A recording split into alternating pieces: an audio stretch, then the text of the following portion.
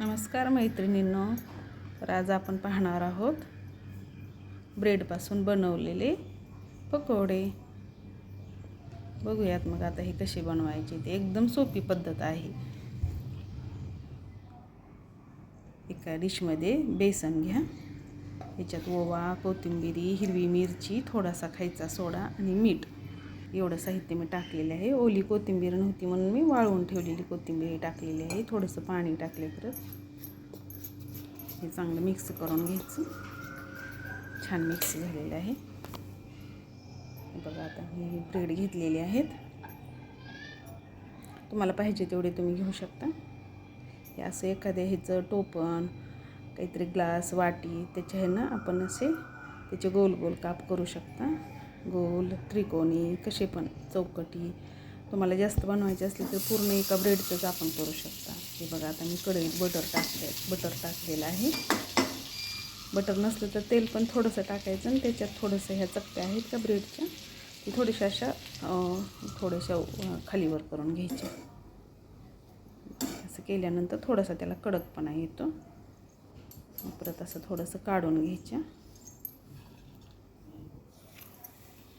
तेल ओतून घेतले. एकदम कमी वेळेत होणारी रेसिपी आहे. हे थोडंसं कडक मोहन म्हणजे कडक तेल थोडंसं भाज्याच्या पिठामध्ये टाकायचं, म्हणजे बेसन पिठामध्ये टाकायचं, मिक्स करून घ्यायचं. ह्याच्यात मी कांदा नाही टाकलेला. तर हे मिक्स करून घेतले मी सगळं. आता हे एक जे गोल आहेत ते त्याच्यात असे बुडवून घ्यायचे. तुम्ही कोणता पण आकार करू शकता, चौकटी, गोल, त्रिकोणी. हे बघा एकदम मस्त रेसिपी होते. 10 मिनिटसुद्धा लागत नाही बनवायला. लगेच बनवून घ्यायची. एक सोडून घ्यायचं. मंद असं छान तळून घ्यायचं. परत एकदम कुरकुरीत मस्त.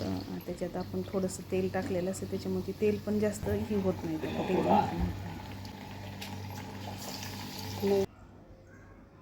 असं घ्यायचं टाकून. सगळ्यांना आवडणारी रेसिपी आहे. एकदम 5 ते 10 मिनिटात तर बनते लगेच. बेसन पीठ जर असेल तर सगळं आपल्याला बेसन पीठमध्ये काय टाकायचं ते ज्याच्या त्याच्या इच्छेनुसार आपण टाकू शकता. हे बघा किती छान तळलेले आहेत. खायला पण एकदम टेस्टी लागते. तुम्ही काय पण ह्याच्यासोबत थोडीशी दह्याची चटणी, नाहीतर दही, हिरवी मिरची पण थोडीशी तळून घ्यायची. दही घ्यायचं. दह्यासोबत पण तुम्ही खाऊ शकता.